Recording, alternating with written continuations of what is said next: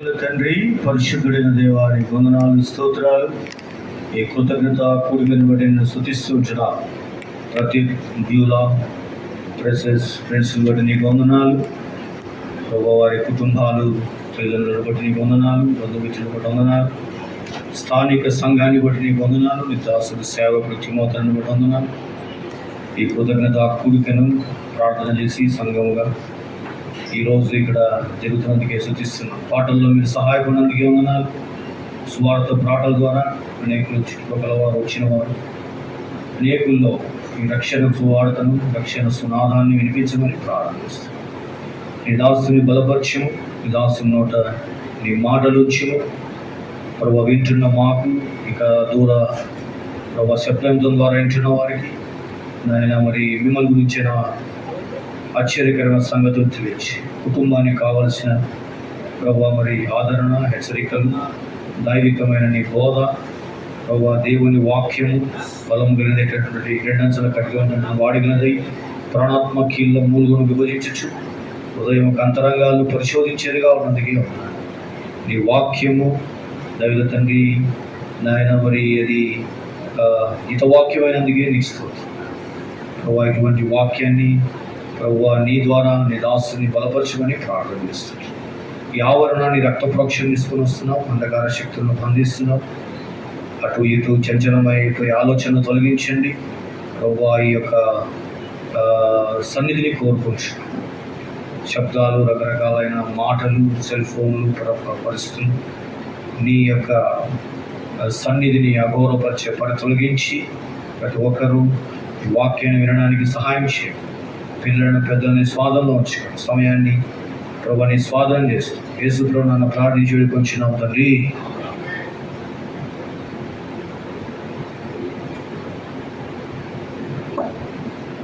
దేవుని వాక్యంలో నుండి సమయంలో కొన్ని వాక్యాలు మనం చదువుకుంటాము.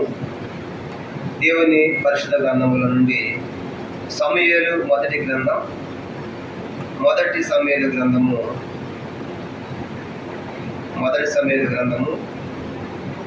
2వ అధ్యాయం.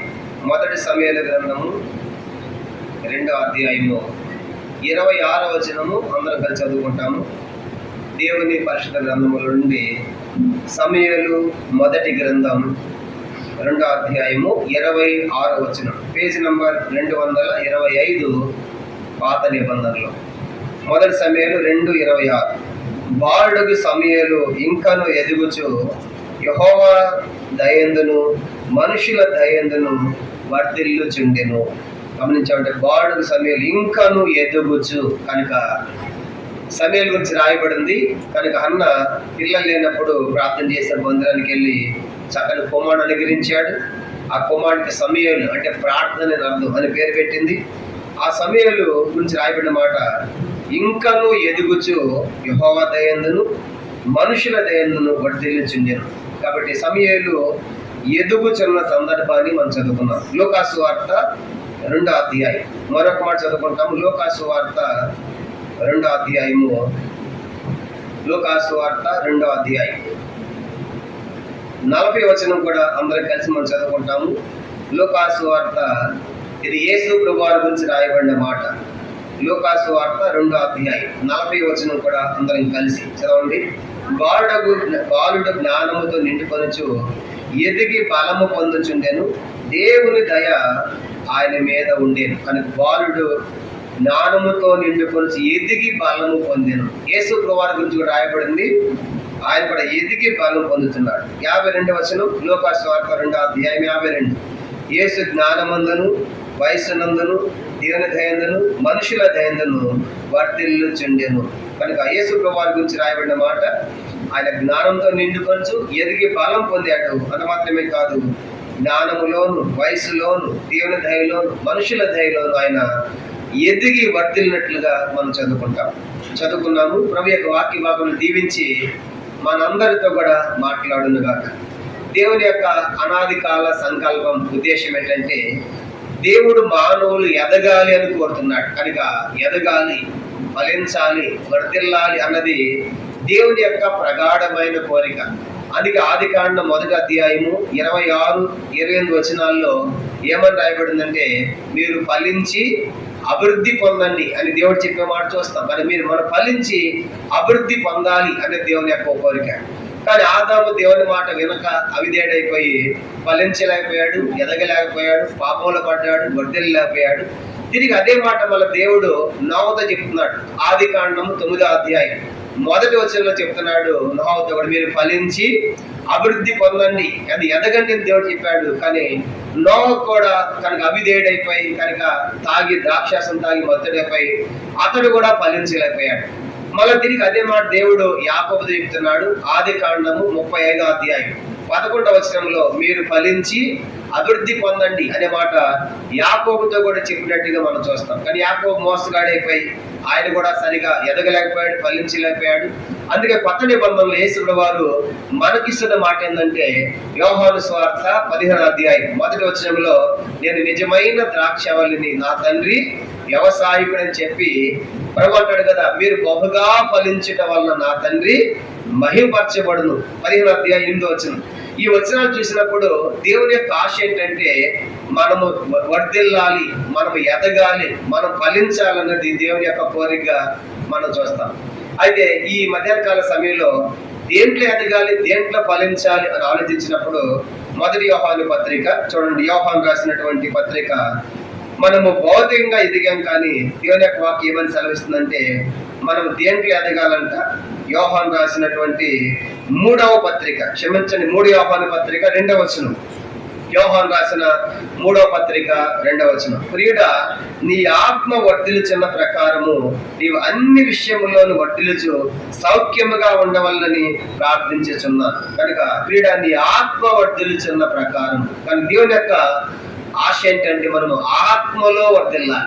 భౌతికంగా బాగా వర్ధిల్లాము, సంతోషమే. కనుక ఒకప్పుడు మరి గుడిసుంటే ఇప్పుడు గుడిసుంటే రేకులు వచ్చాయి, రేకులు పోయి బిల్డింగ్ వచ్చింది. అలాగన భౌతికమైన వాటిలో ఎదిగాం. కనుక అయితే ఆత్మీయ జీవితంలో మనం ఎలా ఎదిగాం, ఎలా వర్ధిల్లాం అనేదే ప్రశ్న. కాబట్టి ఈ మధ్యాహ్న కాల సమయంలో దేవుని యొక్క వాక్యాన్ని ఆధారం చేసుకుని మనం దేనిలో ఎదగాలి, దేవుని బిడ్డలంగా మనము దినదినానికి కూడా ఎదగాలి. కనుక వయసుకు రావాలి, జ్ఞానంలో మనం ఎదగాలని చదువుకున్నాం. యేసు వారి గురించి, సమయాల గురించి మనం చదువుకున్నాం. కనుక వాళ్ళు ఎట్లా ఎదిగారో, అయితే దేవుని బిడ్డలంగా మనం ఎదగవలసిన దేనిలో కనుక అనే సంగతులు ఒక 7 ప్రాముఖ్యమైన సంగతులు ఈ యొక్క మధ్యాహ్న కాల సమయంలో మనం చూద్దాం. చూడండి, మొట్టమొదటిగా మనం దేంట్లో ఎదగాలి. లూకాసు సువార్త 1వ అధ్యాయం కొత్తలు చూసుకుంటాము. లూకాసు సువార్త 1వ అధ్యాయం 80వ వచనాన్ని చదువుకుంటాం. లూకాసు సువార్త 1వ అధ్యాయము 80వ వచనం, శిశువు ఎదిగి ఆత్మ యందు బలము పొంది ఇశ్రాయేలు ప్రత్యక్షమగు వరకు దినవరకు అరణ్యములో ఉండెను. మనకు శిశువు ఎదిగి ఆత్మ యందు బలము పొంది. మొట్టమొదటిగా మనము ఎదగవలసిన మొదటి సంగతి చూసినప్పుడు కనుక ఆత్మీయ జీవితంలో ఎదిగి మనం బలం పొందాలి. కనుక ఆత్మలో ఎదిగి మనము బలము పొందవలసిందిగా రాయబడింది. అందుకే యేసు ప్రభువారు అలాగే ఎదిగాడు. లూకాసు సువార్త 4వ అధ్యాయము 14వ వచనం. లూకాసు సువార్త 4వ అధ్యాయం 14వ వచనంలో, అప్పుడు యేసు ఆత్మ బలముతో అని మనం చూస్తాం. గలిలయకు తిరిగి వెళ్ళి ఆత్మ బలముతో. కనుక ఈ మధ్యాహ్న కాల సమయంలో ప్రభు మనకి ఇస్తున్న మొదటి హెచ్చరిక ఏంటంటే మనము ఎదగవలసింది ఆత్మయందు ఎదగాలి, ఆత్మీయ జీవితంలో ఎదగాలి అనేది చాలా ప్రాముఖ్యమైనది. భౌతిక విషయాలు చెప్పాల్సిన పని లేదు. భౌతిక విషయంలో మనం చదువులో కానీ, విద్య వ్యాపారంలో కానీ, నివాసంలో కానీ, చదువుల్లో కానీ అన్ని విషయంలో మనము అన్నిట్లో బాగా ఎదిగాము. అయితే ఆత్మీయతలు ఎలా ఎదిగాము అనేది ప్రశ్న. విచారం ఏంటంటే ప్రభు వచ్చే దినాల్లో ఆత్మీయ జీవితంలో మనము చల్లారిపోయాం, కానీ ఆత్మీయ జీవితంలో మనం పడిపోయాం, చెడిపోయిన వారు ఉన్నాం. కాబట్టి ఈ మధ్యాహ్న కాల సమయంలో మనకి ఇచ్చే మొదటి హెచ్చరిక ఏంటంటే మన పిల్లలు ఆత్మలో ఎదగాలి. కనుక ఆత్మలో ఎదగాలి అంటే ఆత్మ అయిన దేవుని మనం కలిగి ఉండాలి. కనుక దేవుడు ఆత్మ కనుక ఆయన ఆరాధించేవారు ఆత్మతోను సత్యముతోను ఆరాధింపవలను అనే మాట మనం చూస్తాం. కాబట్టి దేవుడు ఆత్మ. కాబట్టి ఆత్మ అయిన దేవుని ఎప్పుడైతే మనం కలిగి ఉంటామో మనము ఆత్మలో ఎదిగే వారిగా ఉంటాం. ఇది మొదటి ప్రాముఖ్యమైన సంగతిగా మనకు రాయబడింది. కాబట్టి ఈ కుటుంబంలో ప్రత్యేకంగా ప్రశ్నించుకోవడం బిడ్డ ఎదగవలసింది ఆత్మీయ జీవితంలో. బిడ్డ ఆత్మ ఎదగాలని ఆ బిడ్డని మనము దీవిస్తూ ఉన్నాం. అది మాత్రమే కాదు, ఇంకా 2వ సంగతి చూద్దాం. లూకాసు సువార్త 2వ అధ్యాయము ఇంకా దేంట్లో ఎదగాలంటే మొదటిది ఆత్మీయ జీవితంలో ఎదగాలి, ఆత్మలో ఎదగాలి. రెండో చూద్దాం, లూకాసు వార్త 2వ అధ్యాయము 40వ వచనం. లూకాసు వార్త 2వ అధ్యాయము 40వ వచనం. బాలుడు జ్ఞానముతో నిండుకొనుచు ఎదిగి బలం పొందుచుండెను, దేవుని దయ ఆయన మీద ఉండెను. కనుక యేసు ప్రభువు రాయబడిన మాట మనం చదువుకున్నాం. ఆయన ఎదిగి బలం పొంది దేవుని దయ ఆయన మీద ఉండేది. కాబట్టి రెండవదిగా మనము దేవుని దయలో మనం ఎదగాలి. కనుక దేవుని దయ లేకపోతే ఈ లోపల మనం బ్రతకలేము, మనం జీవించలేము. అందుకే అంటాడు, యెహోవా దయ కలిగి నీవే నా పర్వతమును స్థిరపరిచితివి అంటాడు. కనుక దీనిని ఆయన దయ చూపిస్తాడు అంటాడు. కాబట్టి రెండవదిగా దేవుని దయ కనుక చాలా ప్రాముఖ్యమైనది. కనుక దేవుడు ఎట్లాంటి వాడంటే ఆయన దయ కలిగిన వాడు. అది బైబిల్లో మనం చూస్తాం, యెహోవా దయాళుడు, ఆయన కృప నిరంతరము. అనగా దయాళుడు అంటే మంచివాడు, కనుక ఉత్తముడు అని అర్థం. కాబట్టి గాడ్ ఈజ్ గుడ్. కనుక ఈ దేవుడు మంచివాడు, ఈ దేవుడు దయ కలిగిన వాడు, ఈ దేవుడు ఉత్తముడు. కనుక ఎప్పుడైతే ఆ దేవుని మనం కలిగి ఉంటామో ఆయన దయ మనం పొందేవారి ఉంటాం. అందుకే రెండవదిగా దేవుని యొక్క దయలో మనము ఎదగవలసిన వారు ఉంటున్నాము. ఇది రెండవ ప్రాముఖ్యమైన సంగతి. ఎవరికి ఆయన దయ చూపిస్తాడంటే సామెతల గ్రంథం 14వ అధ్యాయం 34లో రాయబడింది, దీనుని ఎడల ఆయన దయ చూపించిన. ఎప్పుడైతే మనం దీనిపై తగ్గించుకొని దేవునికి వస్తామో దేవుడు తన దయను మన ఎడల కనపరిచేవాడిగా మనం చూస్తాం. ఇది రెండవ ప్రాముఖ్యమైన సంగతి. మొదటిది ఆత్మలో ఎదగాలి, కనుక రెండవదిగా దేవుని దయలో మనం ఎదగాలి. మూడవ చూద్దాము. మూడవదిగా మొదటి సమూయేలు గ్రంథం 2వ అధ్యాయం. మూడవదిగా మనం దేంట్లో ఎదగాలి? మొదటి సమూయేలు గ్రంథము 2వ అధ్యాయం. మనం గమనించామంటే 21వ వచనం చదువుకుంటాము. మొదటి సమూయేలు గ్రంథము 2వ అధ్యాయము 21వ వచనము మనం చదువుతాం. మూడవదిగా మనం దేనిలో ఎదగాలో చూస్తాం. మొదటి సమూయేలు 2వ అధ్యాయము 21. యెహోవా అన్నాను దర్శింపగా ఆమె గర్భవతి 3 కుమారులను 2 కుమార్తెలను కనెను. అయితే బాలుడగు సమూయేలు యెహోవా సన్నిధిని ఉండి ఎదుగుచుండెను అన్నమాట. చూడు, కనుక సమూయేలు ఎక్కడ ఎదుగుతున్నాడంటే ఆయన యెహోవా సన్నిధిలో ఎదిగాడు. కనుక దేవుని యొక్క మందిరం, దేవుని యొక్క సన్నిధి. ఎప్పుడైతే దేవుని సన్నిధిలో దేవుని మందిరాలు ఎదుగుతామో అప్పుడు ఏమవుతారు వాళ్ళు? 3వ అధ్యాయము 19వ వచనం చూడండి. దేవుని సన్నిధులు ఎదిగి పెద్దవాడయ్యాడు. మొదటి సమూయేలు గ్రంథం 3వ అధ్యాయం 19వ వచనం. సమూయేలు పెద్దవాడు కాగా యెహోవా అతనికి తోడై ఉన్నందున అతని మాటలు ఏదియు తప్పిపోలేదు. ఇప్పుడు సమూయేలు చిన్న వయసు నుంచి పెద్ద వయసుకు వచ్చాడు, పెద్దవాడు అయ్యాడు. పెద్దవాడు అయినప్పుడు యెహోవా అతనికి తోడుగా ఉన్నాడు. కారణం ఏంటి? సమూయేలు పెద్దవాడైనప్పుడు దేవుడు తోడుగా ఉండడానికి గల కారణం ఏంటి అని చూసినప్పుడు అతడు దేవుని సన్నిధిలో ఎదిగాడు, దేవుని మందిరంలో ఎదిగాడు. అందుకే చూడండి, చిన్న వయసులోనే పాలు మాన్పించగానే తీసుకొచ్చి తల్లిని చేసిన బిడ్డను దేవుని యొక్క మందిరంలో విడిచిపెట్టి మనం చూస్తాం. కానీ మూడవదిగా మనము, మన పిల్లలు, మన కుటుంబాలు దేవుని మందిరములో ఎదగాలి. అందుకే ఎవరైతే దేవుని మందిరాలు ఎదుగుతారో ఆ కుటుంబాలు ఆస్వాదించబడతాయి. అందుకే దావీదు అంటాడు కదా, 23వ కీర్తన 6వ వచనం అంటాడు కదా, చిరకాలము నేను యెహోవా మందిరములో నివాసము చేసేదను అంటాడు. 26వ కీర్తన 8వ వచనం అంటాడు, యెహోవా నీ నివాస మందిరమును నీ తేజో మహిమ స్థలమును నేను ప్రేమించుచున్నాను అంటాడు. 27వ కీర్తన 4వ వచనం, నా జీవిత కాలం అంతా నేను యెహోవా మందిరములో నివసింపగోరుచున్నాను అంటాడు. 52వ కీర్తన 7వ వచనం, నేనైతే దేవుని మందిరములో పచ్చని ఒలివ చెట్టు వలె ఉన్నాను అంటాడు. 69వ కీర్తన 9వ వచనం, నీ ఇంటిని కూర్చున్న ఆసక్తి నన్ను భక్షించుచున్నది అంటాడు. 122వ కీర్తన 1వ వచనం, యెహోవా మందిరమునకు జనులు వెళ్ళుదామని అన్నప్పుడు నేను ఎంతో సంతోషించేది అంటాడు. 137వ కీర్తన 5వ వచనం, నా ముఖ్య సంతోషం కంటే నేను యెరూషలేమును హెచ్చుగా ఎంచనేరల నా నాలుక నా అంగిటికి అంటుకొనెను గాక. ఈ లేఖనాలన్నీ చెప్పిన ఎవరంటే వాక్యాలు దావీదుకి మందిరం అంటే ఎంత ఇష్టం అంటే అది మందిరం కోసం వెండి బంగారము కనుక లెబానోన్ కనుక దేవదారు నాగులు కర్రలన్నీ కూడా సమకూర్చాడు మందిరం కట్టాలని. అంటే మనం ఎదగవలసింది దేవుని యొక్క మందిరములో, దేవుని యొక్క సన్నిధిలో. అలాగే ఎప్పుడైతే సమూయేలు మందిరములో ఎదిగి పెద్దవాడయ్యాడు, పెద్దవాడైనప్పుడు యెహోవా అతనికి తోడుగా ఉన్నాడు. దేవుడు తోడుగా ఉంటే రాయబడిన మాట అక్కడ చూడండి, 3వ అధ్యాయం 19వ వచనం, అతని మాటలలో ఏదియో తప్పిపోలేదు. చూసారు, మన పిల్లలు తప్పిపోకుండా ఉంటారు. మాటల్లో కానీ, ప్రవర్తనలో కానీ, చూపులో కానీ మన పిల్లలు తప్పిపోకుండా ఉండాలంటే మన పిల్లలు ఎదగవలసిన కేంద్రం యెహోవా సన్నిధి, దేవుని యొక్క మందిరం. అందుకే సమూయేలు అలాగూ ఎదిగి పెద్దవాడైపోయి ఎన్ని గొప్ప బాధ్యతలు తీసుకున్నాడు. ఆయన ప్రవక్తగా ఉన్నాడు, న్యాయాధిపతిగా ఉన్నాడు, దీర్ఘదర్శిగా ఉన్నాడు. ఇలాగ 4 గొప్ప పదవులు అలంకరించి సమూయేలు గొప్ప ప్రవక్తగా మనం చూస్తాం. దాన్ని మొదలుకొని బేర్షెబ వరకు గొప్ప ప్రవక్తగా స్థిరపడ్డాడు. కారణం ఏంటంటే దేవుని సన్నిధిని దిగాడు. అలాగున మరి పెద్దవాడైన మోషే గురించి మనం చూస్తాం. మోషే కూడా పెద్దవాడైన ఇప్పుడు ఏం చేశాడంటే, మోషే వాడు పెద్దవాడైనప్పుడు నిర్గమాకాండం 2వ అధ్యాయం. మోషే కూడా పెద్దవాడైన తర్వాత ఆయన చేసిన పని చూడండి. నిర్గమాకాండం 2వ అధ్యాయము ఒక బాధ్యత వచ్చింది ఆయనకి. నిర్గమాకాండం 2వ అధ్యాయము 20 నిర్గమాకాండము మనం గమనించామంటే నిర్గమాకాండం ఆయన పెద్దవాడైన తర్వాత ఆయన చేసిన పని మనం గమనించినప్పుడు తన ప్రజల యొక్క భారాలను చూడాలని వెళ్ళాడంట. నిర్గమాకాండము మనం గమనించామంటే మొదటి అధ్యాయం చూడండి. మొదటి అధ్యాయము 11వ వచనం. క్షమించండి, 2వ అధ్యాయం. నిర్గమాకాండం 2వ అధ్యాయం 11వ వచనం. నిర్గమాకాండం 2:11. ఆ దినముల్లో మోషే పెద్దవాడై తన జనులద్దకు పోయి వారి భారములను చూచి పెద్దవాడైనప్పుడు అతనికి ఏమొచ్చిందంట, ఒక బాధ్యత, భారం. నా ప్రజలు ఎట్లా ఉన్నారు అని. పెద్దవాడైన తర్వాత ఒక రెస్పాన్సిబిలిటీ చూస్తాం, బాధ్యత మనం చూస్తాం. అలాగా సమూయేలు కూడా పెద్దవాడైనప్పుడు అతను కూడా బాధ్యత కనుక గొప్ప ప్రవర్తన చూస్తాము. మోషే కూడా పెద్దవాడైనప్పుడు గొప్ప రెస్పాన్సిబిలిటీ ఉంది. ఏంటంటే నేను పెద్దవాడిని అయినప్పుడు నా ప్రజలు ఎట్లా ఉన్నారు, వాళ్ళ భారాలు ఏంటి అని చూసి.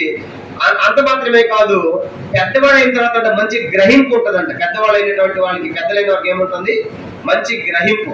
హెబ్రీ పత్రిక 5వ అధ్యాయం, హీబ్రూ చాప్టర్ 5, హెబ్రీ పత్రిక 5వ అధ్యాయము.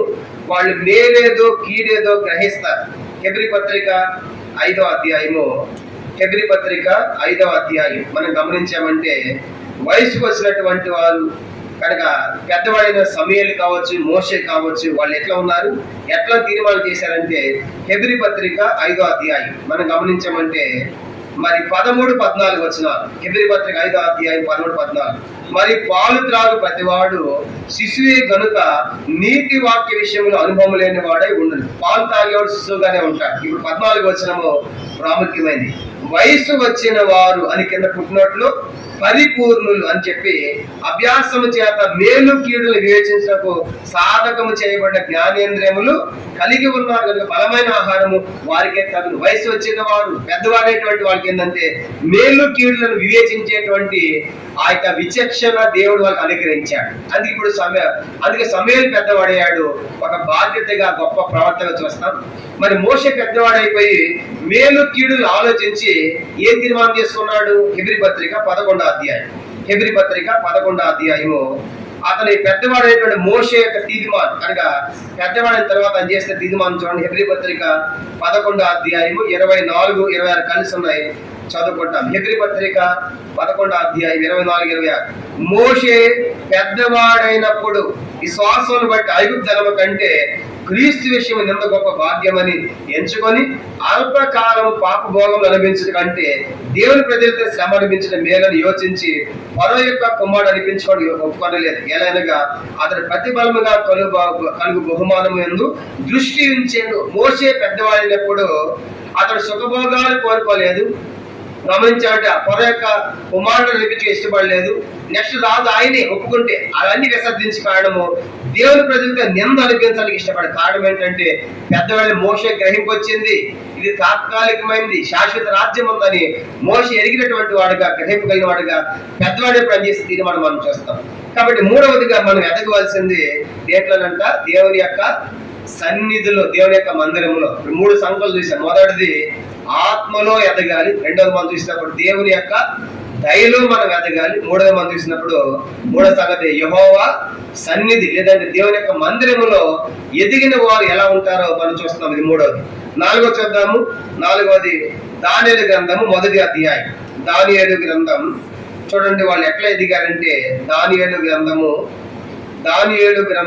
1వ అధ్యాయము మనం గమనించామంటే 17వ వచనం, మొట్టమొదటి 4వ వచనము, ఆ తర్వాత 17వ వచనం చదువుతాం. దానియేలు గ్రంథం 1వ అధ్యాయము మొదట 4వ వచనం. దానియేలు 1:4.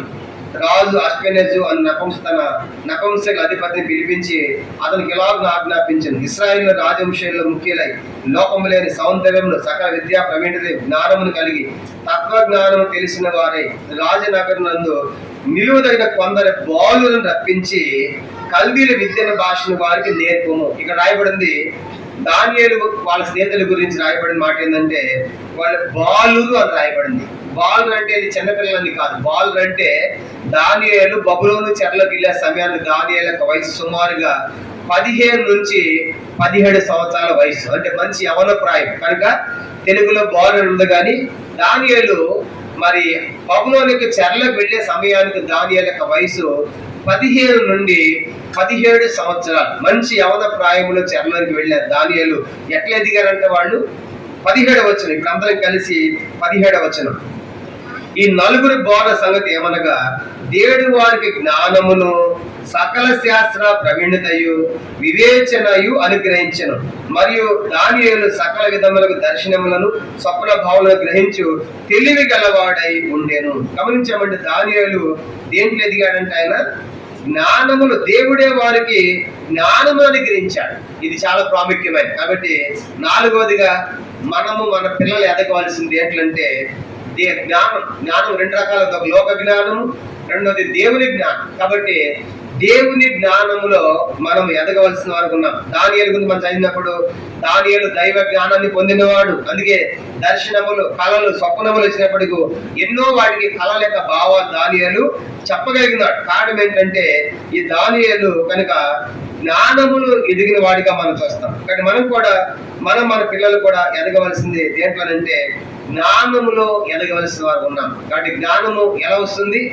సామెతల గ్రంథము 2వ అధ్యాయం 7లో చెప్పాడు, యెహోవాయే జ్ఞానమిచ్చేవాడు. కనుక ఆయన ఎద్దకు వచ్చినప్పుడు ఆయన తన ప్రజలకు జ్ఞానం ఇస్తాడు. అందుకే జ్ఞానం కావాలంటే ఏం చేయాలంటే యాకోబు పత్రిక 1వ అధ్యాయం 6-7 వచనాలు చూసినప్పుడు ఏమని రాయబడింది? వీళ్ళు ఎవరికైనాను జ్ఞానము కొద్దుగా అతను యెహోవాను దేవుని అడగవాలి, దేవుడు అతను దయచేస్తాడు. కాబట్టి మనము కొదువుగా ఉన్నప్పుడు దేవుని యొక్క జ్ఞానాన్ని మనం పొందుకోవడానికి దేవుడిని మనం అడిగినప్పుడు అది ఇచ్చేవాడు ఉన్నాడు. కాబట్టి 4వ సంగతిగా మనం జ్ఞాపకం చేసుకున్నప్పుడు దేంట్లో మనం ఎదగాలంటే మనం చదువుకున్న మాట జ్ఞానములో ఎదగాలి. ఈనాడు అందుకే బైబిల్ ఒక మాట హోషే గ్రంథం అంటాడు, హోషే 4:1లో నా జనులు జ్ఞానము లేని వారై నశించుచున్నారు. ఈ దినాల పిల్లలు కనుక అనేక మంది యవనకాలు తప్పిపోవడానికి కారణం ఏంటంటే వాళ్ళకి సరైన జ్ఞానము లేదు, కనుక సరైన ఆలోచన లేదు, వివేచన లేదు. కాబట్టి అందుకే ఎప్పుడైతే చిన్న వయసులోనే పిల్లలు దైవ జ్ఞానం ఎదుగుతారో అని సమయంలాగా పెద్దవాడైనప్పుడు దేవుడు తోడుగా ఉండి వాళ్ళు ఎక్కడ కూడా తప్పిపోకుండా జీవించడానికి గొప్ప ప్రవక్తలుగాను కనుక స్థిరపడేవాడుగా ఉండడానికి కారణమవుతుంది. అందుకే మన పిల్లలు చిన్న వయసులోనే దైవ జ్ఞానములో మనము పెంచవలసిన వారు ఉంటున్నాం. కనుక ఇది చాలా ప్రాముఖ్యమైనది. ఈ జ్ఞానము దేవుడే ఇస్తాడు. అందుకే సమయాల గురించి దాని గురించి చూసినప్పుడు దానియేలుకి దేవుడే వారికి జ్ఞానాన్ని అనుగ్రహించాడు. కారణం ఏంటంటే దేవుడే జ్ఞానమై ఉన్నాడు. కాబట్టి దేవుని తెలుసుకోవటమే జ్ఞానం. కాబట్టి ఇది చాలా ప్రాముఖ్యమైనది. ఇతరులు చాలా మంది బాగా లోకంలో చదువులో చాలా గొప్ప ఉన్నతమైన స్థానం ఉన్నారు, కానీ నిజమైన జ్ఞానాన్ని చాలా మంది పొందుకోలేదు. కాబట్టి మధ్యాహ్నము ఆ జ్ఞానం ఏంటో, ఆ దేవుడు ఏంటో మనం వెలగాలి. అప్పుడు దానియేలుకు వాళ్ళకి దేవుడు గొప్ప జ్ఞానాన్ని ఇచ్చినట్టుగా మనం చూస్తాము. ఇది 4వ సంగతి. మన పిల్లలు జ్ఞానములో ఎదగవలసిన వారిగా ఉన్నారు. 5వ సంగతి మనం చూసినప్పుడు నిర్గమకాండం 11వ అధ్యాయము 24లో మనం చదువుకున్నాము. మోషే పెద్దవాడైనప్పుడు ఇన్షంట్ ఆయన ఒక రెస్పాన్సిబిలిటీ, బాధ్యత ఉందని చదువుకున్నాం కదా 2వ అధ్యాయంలో కూడా. అంటే ఒక భారం కనుక పెద్దవాడైన తర్వాత ఒక భారాన్ని భరించేటువంటి స్థాయికి మోషే వచ్చాడు. అందుకే మోషే ఆ భారం భరించడానికి ఇష్టపడ్డాడు, కానీ సుఖభోగాలు కోరుకోలేదు, శ్రమలు కోరుకున్నాడు, కానీ ఐగుప్తు యొక్క ధనం మోసే కోరుకోలేదు. కారణం ఏంటంటే అతను ఎదిగాడు, పెద్దవాడైన ఎదిగి ఏది మేలో ఏది కీడో గ్రహించాడు. కాబట్టి ఏది ఎంచుకోవాలనేటువంటి ఆ జ్ఞానాన్ని మరి ఎదిగినటువంటి పెద్దవాడైనటువంటి మోషే పొందుకున్నాడు. కాబట్టి ఎదిగినటువంటి మోషే ఆయన మరి భారము భరించే స్థాయికి వచ్చినట్టుగా మనం చూస్తాం. కాబట్టి ఇది ఐదవ ప్రాముఖ్యమైన సంగతి, ఎప్పుడైతే మనం కూడా మన పిల్లలు అలా పెంచుతామో, దేవుళ్ళే పెంచుతామో, పెద్దవాళ్ళు అయిన తర్వాత వాళ్ళు ఏమవుతారంటే మరి ఒక రెస్పాన్సిబిలిటీ, ఒక బాధ్యత వాళ్ళు పొందేవారుగా చూస్తాం. ఇది ఐదవ ప్రాముఖ్యమైన సంగతి. ఆరో చూద్దాము, దేంట్లో మనం ఎదగాలి చూడండి. ఆ మాట చూద్దాం. మరి ఎఫెసీ పత్రిక 4వ అధ్యాయం, ఎఫెసీ పత్రిక 4వ అధ్యాయము, ఎఫెసీ పత్రిక 4వ అధ్యాయము 15వ వచనం. మనం ఎదగవలసింది దేంట్లో ఎదగవలసిన 6వ సంఘం మనం చదువుకున్నాం. ఎఫెసీ పత్రిక 4వ అధ్యాయము 15వ వచనం. ఎఫెసీ 4:15. ప్రేమ కలిగి సత్యము చెప్పొచ్చు, క్రీస్తు వలె ఉండుటకు మనం అన్ని విషయములలో ఎదుగుతూ చూసారు కనుక మనము ప్రేమ కలిగి సత్యము చెప్పొచ్చు, క్రీస్తు వలె ఉంటా కనుక సత్యములో ఎదగాలి. కనుక సత్యములో ఎదగాలి. అందుకే మనం ఎప్పుడైతే మన పిల్లలు సత్యములు ఎదుగుతారో అప్పుడు వాళ్ళకి ఏముందంట? సంతోషం. 3వ యోహాను పత్రిక, 3వ యోహాను పత్రిక, యోహాను రాసిన 3వ పత్రిక చూడండి ఏమంటున్నాడు భక్తుడంటే, 3వ యోహాను పత్రిక మనం చదువుకుంటాం 4వ వచనం. 3వ యోహాను పత్రిక 4వ వచనం.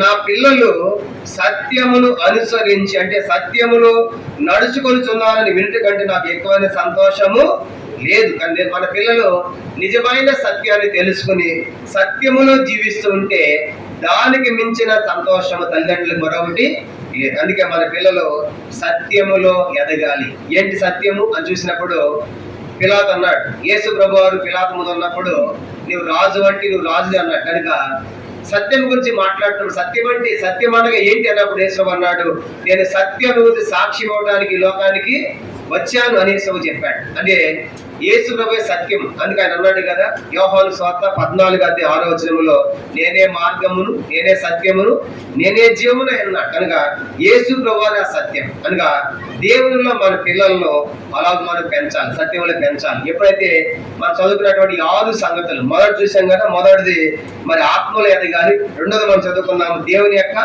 దయలో ఎదగాలి, మూడోది మనం చదువుకున్నాము సమయంలో దేవుని యొక్క సన్నిధిలో, దేవుని యొక్క మందిరంలో ఎదగాలి, నాలుగవదిగా మరి దానియేలు వారి స్నేహితుల వలె జ్ఞానములో ఎదగాలి, ఐదవది మోషే వలె ఎదిగి ఒక భారాన్ని భరించే స్థాయికి రెస్పాన్సిబిలిటీ పొందే పిల్లలుగా ఉండాలి.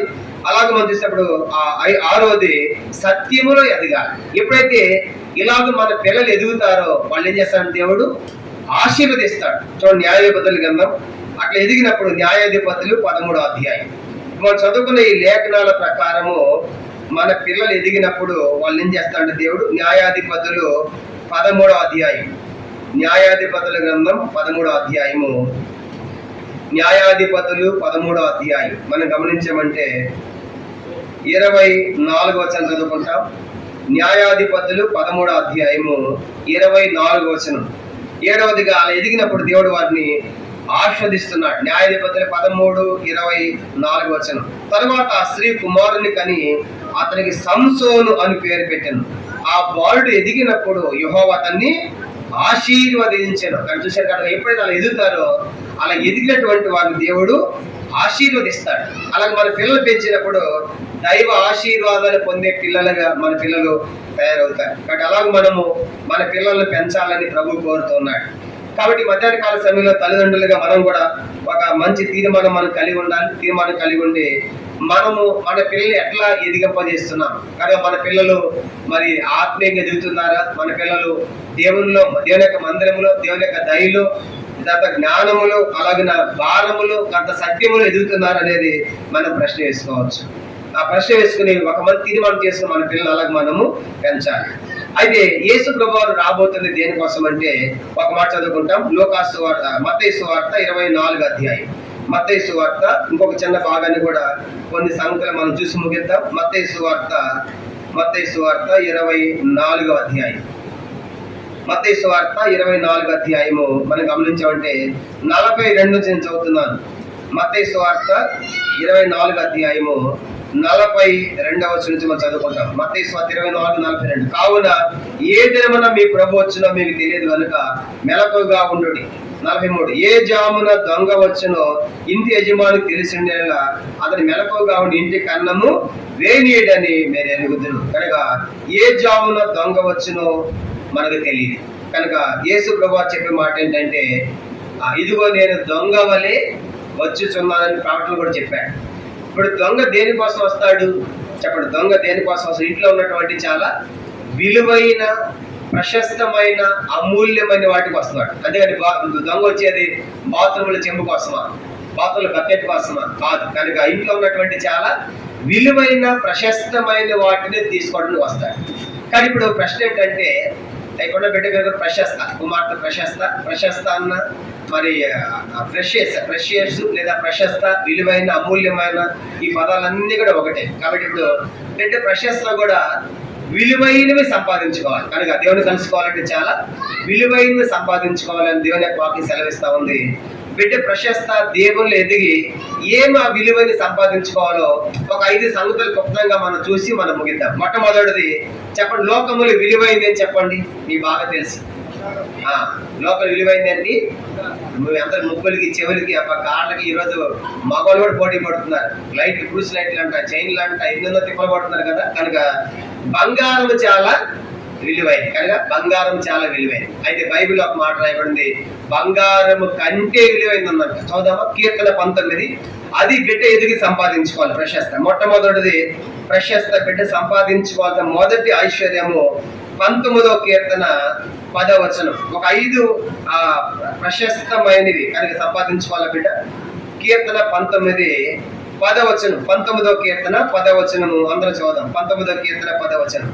అవి బంగారు కంటేను విస్తారమైన మేలివి, బంగారు కంటేను వారదగినవి. ఏంటవి? పైన 9వ వచనం, యెహోవా న్యాయ విధులు సత్యమైనవి. కనుక ఒక మాట చెప్పాలంటే దేవుని యొక్క వాక్యము బంగారము కంటే కూడా విలువైందంట. అందుకే పాడతాం కదా, బంగారు కంటే ఎంతో శ్రేష్టమైనది విలువైన వాక్యం. కాబట్టి మొదటి సంగతి ఏంటంటే, లోకంలో మనం బంగారమే విలువ అనుకుంటున్నాము, కానీ బంగారం కంటే విలువైనది దేవుని యొక్క వాక్యం. కీర్తన 119, 119వ కీర్తన, 119వ కీర్తన 72వ వచనం. 119వ కీర్తన 72వ వచనం చదువుదాం. 119వ కీర్తన 72. వేల కొలది వెండి బంగారు నాణెముల కంటే నిలిచిన ధర్మశాస్త్రము నాకు వేల కొలది వెండి బంగారు నాణ్యాల కంటే కూడా విలువైనది ధర్మశాస్త్రం, కట్టడలు, శాసనాలు, న్యాయ విధులు, దేవుని యొక్క వాక్యం. కాబట్టి మొట్టమొదటిది మరి ప్రెషియస్ సంపాదించుకోవాల్సిన మొదటి ఆశీర్వాదం, మొదటి ఐశ్వర్యం ఏంటంటే మరి బంగారము కంటే విలువైన వాక్యము చేత ఆ బిడ్డ నింపబడాలి, పెంచబడాలన్నది మన యొక్క కోరిక, దేవుని యొక్క కోరిక. అందుకే కొలసి 3:16 అంటాడు కదా, క్రీస్తు వాక్యం మీలో సమృద్ధిగా నివసింపనీయుడి. మొట్టమొదటిగా విలువైనది యేసు ప్రభువు రాబోతుంది. దేనికోసం అంటే ఎవరైతే విలువైనవి కలిగి ఉన్నారో వారి కోసం ఆయన రాబోతున్నాడు. కనుక విలువైనవి కలుసుకుంటారు. అందుకే యెహోవా భక్తుల మరణమైన దృష్టికి విలువ అంటే అర్థం ఏంటి? వాళ్ళు విలువైనవి కలిగి ఉన్నారు, విలువైన వాక్యం వాళ్ళ లోపల ఉంది కాబట్టి విలువైన దానికోసం ఆయన రాబోతున్నాడు. కానీ మొట్టమొదటిగా విలువైంది లోకంలో బంగారు కంటే మొదటి దేవుని యొక్క వాక్యం అని మనం గుర్తుపెట్టుకోవాలి. ఆ వాక్యములో మన పిల్లలు ఎదగాలి. రెండో చూద్దామా? రెండవది యాకోబు పత్రిక 2వ అధ్యాయం. రెండవ విలువైంది, రిచెస్, అమూల్యమైనది ఏంటంటే ప్రశస్తమైనది. రెండవది యాకోబు పత్రిక 2వ అధ్యాయం. యాకోబు పత్రిక 2వ అధ్యాయం. ఇది కూడా మనం కలిగి ఉండాలి. యాకోబు పత్రిక 2వ అధ్యాయము 5వ వచనం. యాకోబు 2:5. నా ప్రియ సహోదరులను ఆలకించుడి, ఈ లోక విషయంలో దరిద్రులైన వారిని విశ్వాసమందు భాగ్యవంతులుగాను తను ప్రేమించి వారికి తను వాగ్దానం చేసే రాజ్యమునకు వారసులుగా ఉంటకు దేవుడు ఏర్పరచుకొనలేదా? తెలుగు బైబిల్లో విశ్వాసమందు భాగ్యవంతులుగా ఉంది. ఇంగ్లీష్ బైబిల్లో రిచెస్ అని ఉంది, అంటే ఐశ్వర్యం. కానీ 2 ఐశ్వర్యం అంటే విశ్వాసము అనే ఐశ్వర్యం. చెప్పండి, అందరూ పలకండి. విశ్వాసం అనే ఐశ్వర్యము, అది మనం కలిగి ఉండాలి. కనుక విశ్వాసం అది రిచెస్, కనుక ఐశ్వర్యవంతమే. కనుక ఐశ్వర్యం మనం చూస్తాం. కాబట్టి ప్రభు రాబోతుంది, ఆయన దొంగ వల్ల రాబోతుంది, విలువైనవి సంపాదించుకున్న వారి కోసం రాబోతున్నాడు. కాబట్టి విలువైన బంగారం అండి, విలువైన వాక్యం ఎవరిలో ఉందో వారైనా కలుసుకుంటారు. కనుక విలువైనటువంటి అమూల్యమైన విశ్వాసం. అందుకే అగ్ని చేత పరీక్షించబడేటప్పుడు అంటాడు కదా, దానికంటే అమూల్యమైన మీ విశ్వాసం పరీక్ష చేత అగ్ని పరీక్ష నిలిచినదై అనేవాడు పేతురు పత్రికలో చూస్తాం. అంటే విలువైంది, ప్రశస్తమైనది ఏంటంటే రెండవదిగా విశ్వాసము, ఇది చాలా ప్రాముఖ్యమైనది. లోకములో ఏమీ లేకపోవచ్చు కానీ దేవుని యందు విశ్వాసం చాలా ప్రాముఖ్యమైనది. ధనవంతుడు ఉన్నాడు, ఆయన దేవుని యందు విశ్వాసంతో చనిపోయాడు, పాతాళానికి వెళ్ళాడు. ఒక దరిద్రుడు ఉన్నాడు, విశ్వాసంతో బతికి అబ్రహాము యొక్క రొమ్ముకి వెళ్ళాడు. కారణం రెండవదిగా ఐశ్వర్యవంతమైన రెండవ సంగతి విశ్వాసం అనేటువంటి ఐశ్వర్యాన్ని మన పిల్లలు మనం కలిగి ఉండాలి. మూడో చూద్దాము, కొలస్సీ పత్రిక 2వ అధ్యాయం. మూడో ఐశ్వర్యం, ఇవన్నీ కూడా దేవుని ద్వారా పొందవలసి. మొట్టమొదటిగా మనం చూసాము, దేవుని యొక్క వాక్యము అనే ఐశ్వర్యములో మన పిల్లలు పెంచాలి. రెండవదిగా విశ్వాసము అనే ఐశ్వర్యం మనం పెంచాలి. మూడవదిగా కొలస్సీ పత్రిక 2వ అధ్యాయం 3వ వచనం చదువుకుంటాం. కొలస్సీ పత్రిక 2వ అధ్యాయము 3వ వచనం, బుద్ధి జ్ఞానముల సర్వ సంపదలు ఆయన యందే గుప్తములై ఉన్నవి. తెలుగులో బుద్ధి జ్ఞానముల అని రాయబడింది, ఇంగ్లీష్ లో రిచెస్ అని ఉంటుంది, ఐశ్వర్యం అంటే బుద్ధి జ్ఞానముల సంపద అనగా మనం చూసినప్పుడు ఏంటి మూడవది అనగా బుద్ధి జ్ఞానం అనే ఐశ్వర్యాన్ని మనం పొందాలి.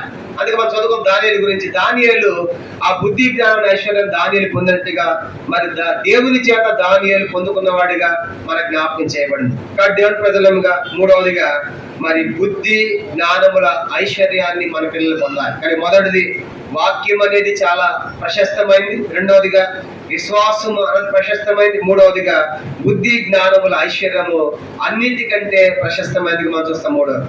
నాలుగో చూద్దాము, నాలుగో సంగతి జ్ఞాపకం తీసుకుంటాం. నాలుగో దేంట్లో మనం పెంచాలంటే అపోస్తల కార్యములు 3వ అధ్యాయం. ఇది అన్నిటికంటే కూడా అమూల్యమైనవి. అపోస్తల కార్యములు 4వ అధ్యాయము 3వ వచనం మనం చదువుకుంటాం. అపోస్తల కార్యములు 4వ అధ్యాయము, అపోస్తల కార్యములు క్షమించండి 3వ అధ్యాయము 4వ వచనం. అపోస్తల కార్యములు 3వ అధ్యాయము 4వ వచనం. పేతురు యోహాను తట్టు చూచి, పేతురుని యోహాను అంతటి పేరు చూచి మా తట్టు చూడమనేది. చూడండి 5వ వచనం, వాడు వారంతేమని దొంగ కనిపెట్టి వారిని రక్షించాను. 6వ వచనం, అంతటి పేతురు వెండి బంగారం మా దగ్గర లేవు గాని నాకు కలిగిన నీకు ఇచ్చున్నాను, నాదని యేసుక్రీస్తు నామమున నడవమని చెప్పి. ఒక కుంటివాడు ఉన్నాడు, కుంటివాడు. ఆయన ఎవరైనా సహాయం చేస్తారేమో అని భిక్షాటన చేస్తా ఉన్నాడు. అందరూ వచ్చి బహుశా 100,000 వేసి ఉండొచ్చు, ఆటో సంతోషపడి ఉండవచ్చు. ఇప్పుడు పేతురు యోహాను మందిరానికి పోతా ఉంటే వాళ్ళని చూసి అడిగాడు, అయ్యా మాకేమైనా సహాయం చేయండి అంటే వాళ్ళందరూ, మేము దేవుని పనిచేసే వాళ్ళు కానీ మా దగ్గర వెండి బంగారాలు లేవయ్యా, మా దగ్గర ఉంది ఒకటే. మా దగ్గర ఏముంది? ఉన్నది ఒకటి. ఏంటంటే అది యేసుక్రీస్తు నామం మాత్రమే మాకుంది. దేవుని సేవ దగ్గర ఏముంటుంది అయితే తప్ప యేసుక్రీస్తు నామం అన్నప్పుడు యేసుక్రీస్తు నామంలో లేయి అన్నాడు. అనగానే కుంటివాడు కుంటివాడు ఒక్కసారిగా లేచి దిగ్గు నడిచాడు. ఇప్పుడు చూడండి, దానికంటే ముందు 1,00,000 ఎవరైనా ఆయనకి ఇచ్చాను అనుకోండి, సంతోషపడి ఉంటాడా? బహుశా అప్పుడు 1,00,000 సంతోషపడి అనుకుంటాడు. ఇప్పుడు ఈ యొక్క పేతురు యోహానులో లేపిన తర్వాత 1,00,000 ఇచ్చిన సంతోషం కంటే కూడా దాన్ని పోల్చడానికి వీల్లేదు. కనుక పాడైపోయి నా జీవితమే బాగైపోయింది కదా, కుంటివాడే కదా. కనుక ఇది అంటే వాళ్ళు ఇచ్చిన వాటి అన్నిటికంటే శ్రేష్టమైంది, ప్రశస్తమైంది యేసుక్రీస్తు నామం. అర్థమైందా? యేసు అనగా రక్షకుడు, క్రీస్తు అనగా అభిషక్తుడు. కాబట్టి యేసుక్రీస్తు నామం ఎంత శక్తి కలిగిందంటే ఆ యొక్క కుంటివాడిని ఒక్క మాటతోని పైకి లేవనెత్తాడు. అంటే ఇది చాలా విలువైంది. కానీ యేసుక్రీస్తు యొక్క నామం మనం కలిగి ఉండాలి. కనుక అందుకే యేసుక్రీస్తు నామం కోసం పేతురు మరి బర్నబాలు తమను అప్పగించుకోవడం రాయబడింది. అంటే కూర్చున్నటువంటి మధ్యాహ్న కాల సమయంలో ఎవరైనా ఆ యేసుక్రీస్తు నామం కలిగి ఉండకపోతే అది రక్షణ ఇచ్చే నామం, ఉద్ధరించే నామం, పాపాన్ని క్షమించే నామని ఈ యొక్క ఉదయకాల సమయం జ్ఞాపకం చేస్తా ఉన్నాం. కాబట్టి 4వ అమూల్యమైనది, విలువైనది ఏంటంటే యేసుక్రీస్తు నామముగా అది ఒక ధనముగా, ఐశ్వర్యంగా మనం చెప్పబడుతుంది. ఇది 4వది. 5వది ఆఖరి చూసి మనం ముగిద్దాం. మొదటి తిమోతి పత్రిక 6వ అధ్యాయం. మొదటి తిమోతి పత్రిక చూడండి, 5వది ఆఖరిది మనకు కలిగోల్సిన ఐశ్వర్యం ధనం ఏంటి? మొదటి తిమోతి పత్రిక 6వ అధ్యాయం మనం గమనించామంటే మొదటి తిమోతి పత్రిక 6వ అధ్యాయము 18, 19 వచనాలు కలిసి ఉన్నాయి, మనం చదువుకుంటాం. మొదటి తిమోతి పత్రిక 6వ అధ్యాయము 18, 19. వారు వాస్తవమైన జీవనం సంపాదించుకొని నిమిత్తము రాబో కాలమునకు మంచి పునాది తమ కొరకు వేసుకొనుచు మేలు చేయవారును, సత్క్రియలు అను ధనమును గలవారును, ఔదార్యము గలవారును, తమ ధనములో ఇతరులకు పాలించి వారిని ఉండవాలని వారికి ఆజ్ఞాపించున్నాను. సత్క్రియలు అనే ధనము. అని 5వదిగా ఏ ధనం ఉండాలంటే మనకి సత్క్రియలు అనే ధనం అంటే మంచి క్రియలు. కనుక ఇది అన్నిటికంటే కూడా చాలా ప్రాముఖ్యమైనది. కాబట్టి ఈ యొక్క మధ్యాహ్న కాల సమయంలో మరి బిడ్డ ప్రెషస్ కనుక తన పేరు తగినట్లుగా ప్రెషస్ అనగా ఎంత విలువైంది, అమూల్యమైంది కనుక ప్రశస్తమైంది అని అర్థము. దానికి తగినట్లుగా ప్రశస్తమైన వాక్యములు ఆ బిడ్డ ఎదగాలని కోరుతున్నాం. అలాగే ప్రశస్తమైన విశ్వాసములు ఆ బిడ్డ ఎదగాలని కోరుతున్నాం. అలాగే నా బిడ్డ మరి బుద్ధి జ్ఞానాన్ని ఐశ్వర్యం కనుక ఆ బిడ్డ ఎదగాలని కోరుతున్నాం. అంత మాత్రమే కాకుండా యేసుక్రీస్తు యొక్క నామం అన్నిటికంటే మరి గొప్పదిగా మరి ఐశ్వర్యవంతంగా చూసాం, దాంట్లో ఎదగాలని కోరుతున్నాం. అంత మాత్రమే కాదు, సత్క్రియలేటువంటి ఆ ధనములో ఆ బిడ్డ పెంచబడినప్పుడు యేసుప్రభువు మధ్యాకాశానికి దొంగలు వచ్చినప్పుడు ఈ విలువైన వాటిని తీసుకోవడానికి వచ్చినప్పుడు వాళ్ళు ప్రభుని కలుసుకుంటారు. కనుక కూర్చున్నటువంటి వారిలో ఇంకా యేసుప్రభువుని ఎవరు నమ్మకపోతే, యేసుప్రభువు నిజమైన దేవుడు, ఆయన లోక రక్షకుడు. 2026 సంవత్సరాల క్రితం ప్రపంచానికి మధ్య భాగం సెంట్రల్ పాయింట్ నాభి అంటారు. మన దేహానికి బొడ్డి అలాగే సెంట్రల్ పాయింట్, అలాగే ప్రపంచానికి సెంట్రల్ పాయింట్ యెరూషలేము అనేటువంటి ప్రాంతం ఉంది. కనుక ఆ ప్రాంతంలో 2026 సంవత్సరాల క్రితం యేసు ప్రభువు జన్మించాడు. ఆయన జన్మిస్తానని ముందుగానే కొన్ని వందల ప్రవచనాలు చెప్పబడ్డాయి. ఆది కాండం నుంచి మనం గమనించామంటే ఆ వందల ప్రవచనాలు చెప్పబడ్డాయి. అవన్నీ కూడా 3.5 సంవత్సరాల టైంలో యేసు ప్రభువు నెరవేరిపోయినాయి.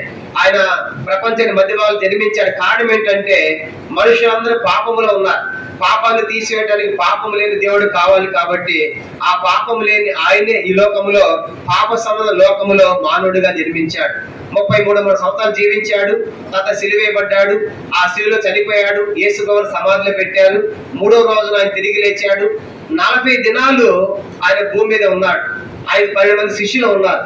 ఆ 12 మంది శిష్యులకి 40 దినాలు చాలా సంగతులు చెప్పాడు. కనుక నేను వెళ్ళిపోతాను త్వరలో, ఈ యొక్క సువార్త నా ద్వారా రక్షణ, నా ద్వారా పరలోక రాజ్యం కనుక వైకుంఠ ముక్తి అని చెప్పమని ఆ 12 మంది శిష్యులకు ఆజ్ఞాపించి 40 దినాల తర్వాత 12 మంది చూస్తూ ఉండగా యేసు వల్ల ఆరోహణమైన వెళ్ళిపోయాడు, పరలోకి వెళ్ళిపోయాడు. అలా వెళ్ళిపోతున్నప్పుడు అందరూ అలాగే చూశారు. చూస్తా ఉంటే దూత వచ్చి అంది, ఎందుకు అలా చూస్తున్నారు? ఈ యేసు ఎలాగ వెళ్ళాడు పరలోకము అలాగే తిరిగి మరలా వస్తాడు అని చెప్పాడు. అది ఆయన వెళ్ళక ముందు శిష్యులు అడిగారు ప్రశ్న, ప్రభా నువ్వు ఎక్కడికి వెళ్తున్నావు అని అడిగినప్పుడు ఆయన అన్నాడు కదా, నేను మీకు స్థలం సిద్ధపరచా వెళ్ళుతున్నా, నేనుండే స్థలంలో మీరు కూడా ఉండలాగిన మరలా వచ్చి తీసుకుని పోతానని చెప్పాడు. అలాగే ఆరోహణం వెళ్ళిపోయాడు. అలా వెళ్ళిపోయిన తర్వాత ఆ 12 మంది శిష్యులు అనేకమైన ఖండాలకు ప్రాంతాలకు వెళ్ళారు. ఆయన గురించి సువార్త ప్రకటించారు. ప్రారంభంలో వారు ఉంది 120 మంది మాత్రమే ప్రార్థనలో ఉన్నారు. ఆ తర్వాత పరిశుద్ధాత్మ దేవుడు దిగాడు. ఆ తర్వాత సువార్త ప్రకటిస్తే 120 మంది కాస్త 3000 మంది యేసుని నమ్ముకున్నారు. ఆ తర్వాత 5000 మంది నమ్ముకున్నారు. అలాగా ఈ యొక్క క్రైస్తవ సంఘం అనేది యెరూషలేములో ప్రారంభించబడి ఖండాలు, దేశాలు, రాష్ట్రాలు, జిల్లాలు దాటి గ్రామాల దాకా వచ్చింది. ఈరోజు ఎక్కడ దాకా వచ్చింది? ఇది వాస్తవము, ఇది సత్యము, ఇది నిజం. కారణం ఏంటంటే యేసు వాళ్ళకి ఎందుకు వచ్చాడు లోకానికంటే మా వాళ్ళందరి పాపాన్ని తీసివేయడానికి వచ్చాడు. ఆయనలో ఏ పాపం లేదు. ఆయన తనలో ముళ్ళకేయటము, పాదహస్తాల మేకులు, ప్రక్కల బల్యము, వీపంతా దొన్నబడి చివరి రక్తపడరు కాచి శివులో చనిపోయి సమాధి చేయబడి తిరిగి లేచిన దేవుడు ఆయన. కానీ ప్రియమైన వాళ్ళు కూర్చున్న వారిలో ఈ లోకము తాత్కాలికమైంది, ఇది అశాశ్వతమైంది. కొద్ది కాలం మనం ఉంటాం, ఒకరోజు మనం ఈ స్థలాన్ని విడిచిపెట్టి వెళ్ళిపోతాం. అదే చూడండి, చచ్చిపోయాడు అంటాడు. ఏం చచ్చిపోయింది? సత్యింది శరీరము, పోయింది లోపల పెట్టిన పరమాత్మ, జీవాత్మ, దేవుడు పెట్టిన ఆత్మ ఆ దేవుని దగ్గరికి వెళ్తా ఉంది. అది యుగయుగాలు ఉంటుంది. కనుక యుగయుగాలు కూడా బైబిల్ సెలవిస్తా ఉంది. మనిషి చనిపోయిన తర్వాత 2 ప్రదేశాలకు వెళ్తున్నాడు. ఒకటేమో పరలోకం అంటున్నారు, అక్కడ దేవుడు ఉంటాడు, వెలుగు ఉంటది, దుఃఖం లేదు, బాధ లేదు, వేదన లేదు, కష్టం లేదు, అది కన్నీరు లేదు, అది దేవాలయం లేదు, సముద్రం లేదు. కనుక సమస్య లేనటువంటి దేశము అదే పరలోక రాజ్యము. నిత్యత్వము, యుగయుగాలు యేసు ప్రభుతో ఉంటాం. దానికి వేరుగా ఉంది నిత్య నరకము. అది అగ్ని ఆరదు, పురుగు చావదు, ఆకలి, కేకలి, వేదన, భయంకరమైన స్థలం. అది యుగయుగాలు ఉంటుంది. దాన్ని తప్పించుకోలేదు. దాన్నే 2వ మరణం అన్నారు. 2వ మరణం. ప్రతి మనిషి కూడా 2 రకాల మరణాలు ఉన్నాయండి. ఒకసారి మనం పుట్టాము, 2 సార్లు చనిపోతాం. ఒకటి భౌతికమైన మరణం. చూడండి, ఈ లోకంలో మనం ఎంతకాలం ఉన్నా పుట్టినవాడు గిట్టక మాడని ఒకరు చనిపోతాం. అది అనారోగ్యం కావచ్చు, యాక్సిడెంట్ కావచ్చు, రకరకాల చనిపోతాం. ఏదో ఒక రోజు ఈ లోకాన్ని విడిస్తాము. ఇది భౌతికమైన మరణం, సాధ్యమైన మరణం అన్నారు. ఇది మరి మనం చనిపోయిన తర్వాత అదే రెండో మరణం ఉంది. బైబిల్ చదివేస్తే అదే రెండో మరణం ఏంటిది? అగ్నిగుండం. ఈ యొక్క ఆత్మ అగ్నిలో కాలకుండా తప్పించబడటమే అది రెండో మరణం. కానీ యేసును నమ్ముకున్నటువంటి వారు ఆ రెండో మరణం చేత దేహాన్ని కూడా పొందలంట. రెండో మరణం తప్పించుకుంటారు కనుక ఆ పరలోక రాజ్య యుగాలు ఉంటారు. కాబట్టి ఈ మధ్య ప్రశ్న ఏంటంటే, ఇంకా కూర్చున్న వారిలో మీ పాపాలు క్షమించబడకపోతే మీకు ఆ రెండో మరణం తప్పించుకోవాలంటే యేసువే మార్గం. ఆయన చెప్పాడు, నేనే మార్గమును, నేనే సత్యమును, నేనే జీవమును, నా ద్వారా తప్ప ఎవరు తండ్రి ద్వారా చలిచుంటుండగా ఈ మధ్య నా యేసుని శ్వాసం ఉంచండి. ఆయన పాపల రక్షకుడు, పాపాలని ప్రేమించేవాడు, పాపాన్ని ద్వేషించేవాడు. యేసు నేను పాపలని చిన్న ప్రార్థన చేస్తే ప్రభు నీకు గొప్ప రక్షణ ఇస్తాడు. యుగాలు కూడా ఆ నిత్యతమైన పరలోక రాజ్యంలో ప్రభుత్వం మనము సదాకాలం ఉంటాం. అలాగే మీరు అందరూ ఉండాలని మా ఆశ. కాటి మాటలు విని ప్రభుత్వం విశ్వాసం వచ్చి దేవుని రాజ్యంలో నేడే మీ పేర్లు కూడా జీవగ్రంథంలో రాయబడిన సహాయం చేయనట్లుగా మీ కొరకే మేము ప్రార్థన చేస్తాం. ప్రభు యొక్క వాక్యాన్ని దీవించును గాక. ప్రార్థన చేసుకుంటాం.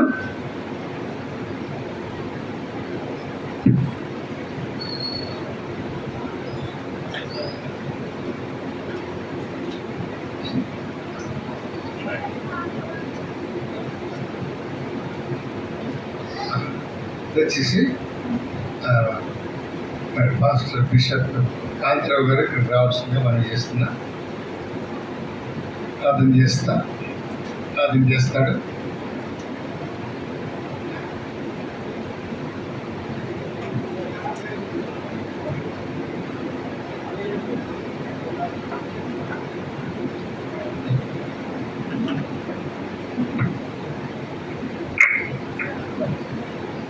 ప్రార్థన చేసుకుందాం. సర్వశక్తి కృపా కనికరం తండ్రి, దయగల మా తండ్రి, నీ యొక్క అద్వితీయ నామములు స్తోత్రములు. ఈ దినమునైన తండ్రి కృతజ్ఞత కూడికలో మీ దాసులు తినగడు వాక్యాన్ని స్తోత్రమైన తండ్రి, నీలో ఎదగడానికి, నీలో ఫలించడానికి, నీలో అభివృద్ధి పొందడానికి, అలాగే నాయన తండ్రి ప్రతి పూర్ణ తండ్రి, అలాగే వీళ్ళకి ఇచ్చినటువంటి కుమార్తె విషయంలో నాయన కృతజ్ఞత కలిగి ఈ దినము కూడిక ఏర్పాటు చేసుకున్న తండ్రి, కృప చూపండి, కనికరించండి. నువ్వు ఎదిగి పెద్ద దానవై ఆభరణ భూషులతోని నువ్వు వాగ్దానం చేసిన తండ్రి, చదువులోను, విద్యలోను ప్రభువ, జ్ఞానములోను ప్రభువ, తల్లిదండ్రుల దయందును, దేవుని దయందును, మనుషుల దయందును, వైశ్యందును నీ పరిశుద్ధాత్మ అభిషేకంతో నింపండి. అనేకులకు దీవనకరంగా యవ్వన కాలంలోకి వచ్చిండగా తొట్టులకుండా పడిపోకుండా నీ కాపుదల భద్రత మీ సన్నిధించి మీలో ఎదుగుటకు సహాయం చేయమని యేసు నామంలో ప్రార్థించి అడిగి వేడుకుంటున్నాం మా తండ్రి. ఆమేన్.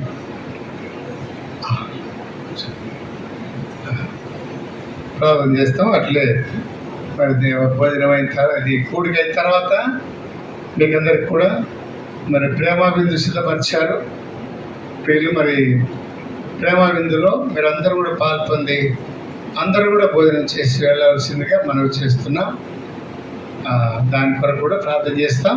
ఒకసారి తల ఉంచండి. ప్రేమగల మా తండ్రి, పరిశుద్ధుడైన దేవ, మా రక్షకుడు యేసుక్రీస్తు నామమును బట్టి వందనములు. మరి నాయన బిడ్డలు మరి ప్రదీప్, ఆ విధంగా మరి బ్యూలా వారిని ప్రేమించిన కుమారుని బట్టి స్తోత్రాలు. రుచిక వాత్సల్య నాయన మరి రోనన్ ఆదర్శ్ బిడ్డలు బట్టి స్తోత్రాలు చెల్లిస్తున్నాం.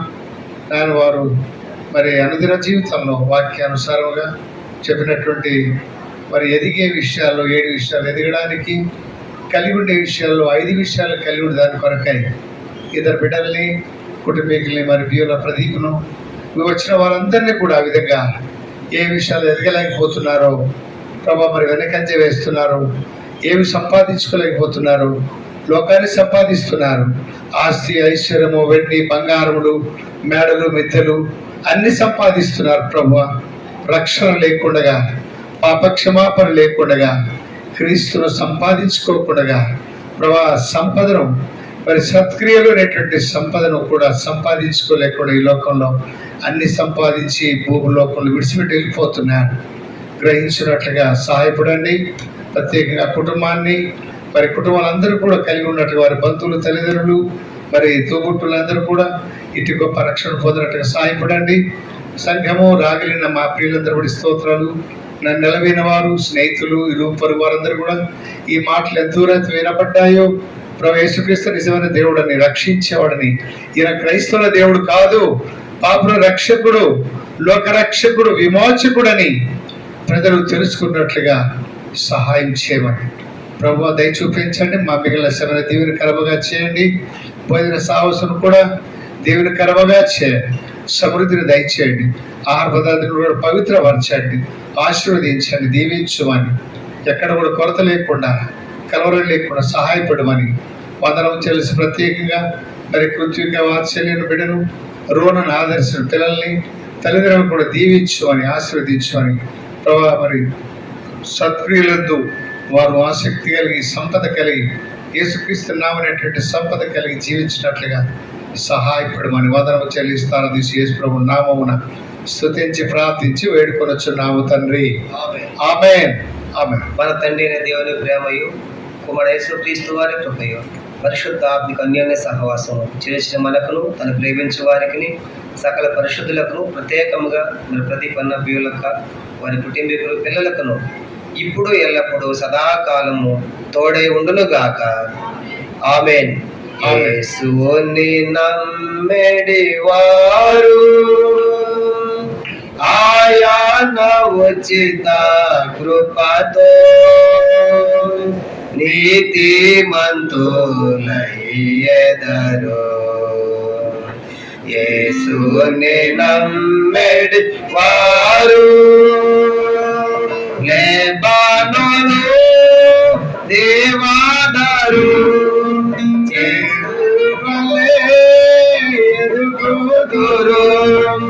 లెబానోను దేవదారు చెట్టు వలె ఎదుగుదురు.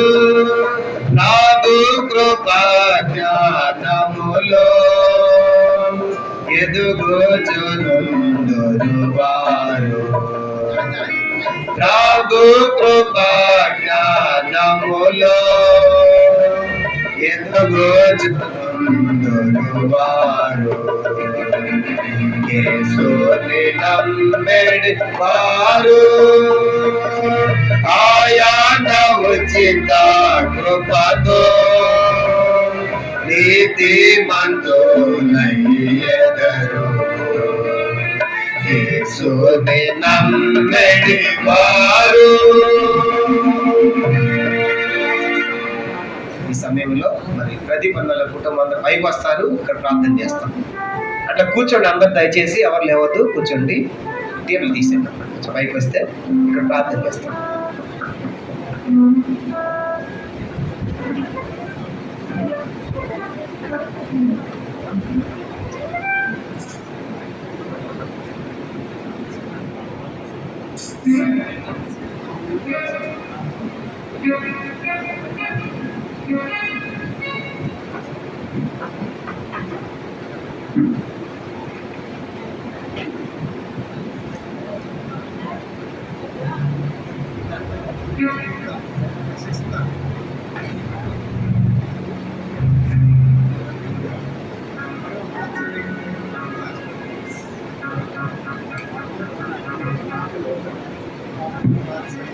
ప్రార్థన చేస్తాం.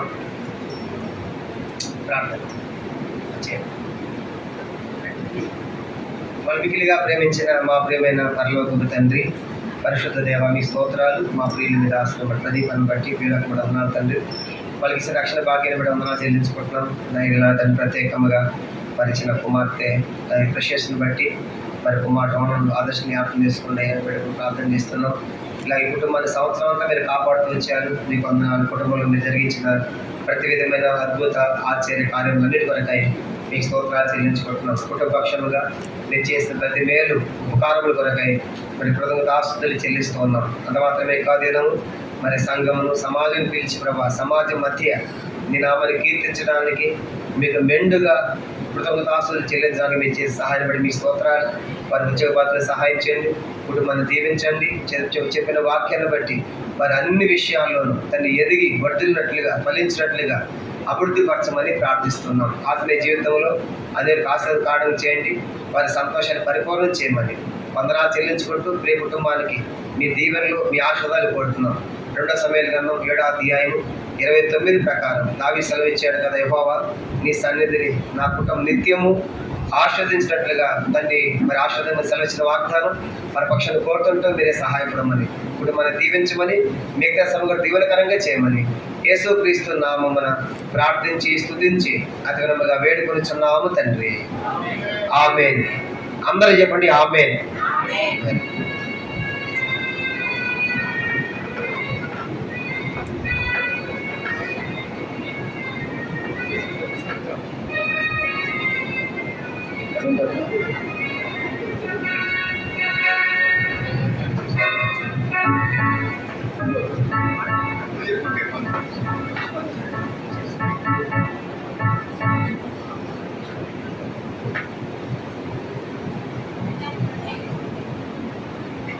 ఇక్కడ ఉన్నటువంటి ముందుగా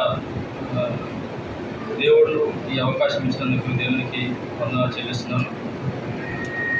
ఇక్కడికి ఇచ్చేసినటువంటి మా బంధుమిత్రులు, రక్త సంబంధులు, స్నేహితులు, సహోద్యోగులు, తెలిసిన వారు, మా మేలు కోరుకునేటువంటి వ్యక్తులు, మీ అందరికీ ఆహ్వానం మేరకు ఇంత ఎండలో కూడా ఇక్కడ కష్టపడి వచ్చారు. దాన్ని బట్టి మీ అందరికీ పేరు పేరు నా యొక్క కృతజ్ఞతలు తెలియజేసుకుంటున్నాను. మరి ముఖ్యంగా దేవుడు మా కుటుంబ విషయంలో చాలా అద్భుతాలు చేశాడు. మేము వచ్చిన పరిస్థితి వేరు, ప్రస్తుతం ఉన్నటువంటి పరిస్థితి వేరు. ఈ మధ్యకాలంలో ఎన్నో ఒడిదుడుకులు, ఎన్నో ఆటంకాలు, ఎన్నో కష్టాలు ఎన్నో వచ్చినప్పటికీ కూడా దేవుడు మా పక్షాన ఉండి ఈ స్థితికి రావడానికి ఎంతో సహాయం చేశాడు. సహకారాన్ని, ధైర్యాన్ని, బలమిచ్చాడు. దాన్ని బట్టి దేవునికి మా తరఫున, నా కుటుంబం తరఫున మరి ఒకసారి వందనాలు చెల్లిస్తున్నాను. ఇక్కడ వచ్చిన మీ అందరికీ మరి ఒకసారి వందనాలు చెల్లిస్తున్నాను. మీ అందరి కోసము విందు ఏర్పాటు చేయబడి ఉన్నది. దయచేసి అందరూ ఆ విందును ఆస్వాదించి నన్ను, నా కుటుంబాన్ని, మా పిల్లలందరినీ ఆస్వాదించి వెళ్ళాలని మనస్ఫూర్తిగా కోరుకుంటున్నాను. Thank you brothers. మరి ముఖ్యంగా ఈ కార్యక్రమాలు జరిగించినటువంటి దైవ సేవకులు తిమోతి అయ్య గారికి, అంకుల్ గారికి, మా అంకుల్ గారికి, రూపసన్న గారికి, మరియు హెబ్రోన్ సంఘ పెద్దలందరికీ, సంఘస్థులకు, విశ్వాసులకు అందరికీ నా యొక్క వందనాలు తెలియజేసుకుంటున్నాను. Thank you very much. దయచేసి లేచర్ అంటే మనం భోజనానికి వెళ్తాము. ఇంకో ప్రకటన, సాయంకాలం బేతేల్లో మనకి బైబిల్ స్టడీ ఉంటుంది. ఈరోజు స్పెషల్ మీటింగ్ ఉంటుంది. విజయవాడ నుంచి సేవకులు ఇచ్చారు, కానీ రాత్రి మనకి బేతేల్లో ప్రత్యేకమైన స్పెషల్ మీటింగ్ కలిగి ఉంటాము. మరి దయచేసి బేతేల్ సంఘస్థులు అందరూ మన వాళ్ళు రావాలని మనం చేస్తున్నాం.